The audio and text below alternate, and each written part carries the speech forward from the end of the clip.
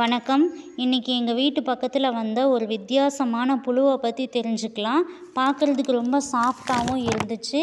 இது மழை பெஞ்சு முடிச்சதையும் இருக்கக்கூடிய ரொம்ப கூலிங்கான கிளைமேட்டில் தான் இதை பார்க்க முடியும்.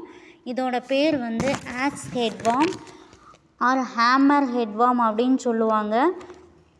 இதில் மொத்தமாக 170 வகை இருக்கிறதா கண்டுபிடிச்சிருக்காங்க.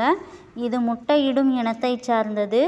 இதோட உணவுன்னு பார்த்தோம்னா மண்புழு மற்றும் நத்தை, அதை சாப்பிட்டு தான் உயிர் வாழுது. இது குட்டியாக இருக்கும்போது நல்லா சிகப்பு கலரில் இருக்கும். வளர வளர கருப்பு கலரில் மாறிடும். ஒரு மண்புழு எப்படி ரெண்டாக வெட்டுப்பட்டுச்சு அப்படின்னா தலை மற்றும் வால் பகுதி வளர்ந்து 2 புழுக்களாக மாறிவிடும். அதே போல் தான் இதுவும் ரெண்டாக வெட்டுப்பட்டுச்சு அப்படின்னா இதோட தலையும் வாலும் வளர்ந்து 2 புழுக்களாக மாறிவிடும்.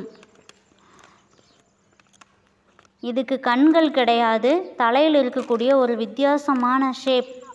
அதனால தான் முன்னாடி இருக்கிறது என்ன அப்படிங்கிறத அடையாளம் கண்டு நகரும். இதோட உடம்புல சுரக்கக்கூடிய நியூரோடாக்சின்ஸ் அப்படிங்கிற திரவத்தினால பறவைகள் இதை வந்து உணவாக எடுத்துக்காது.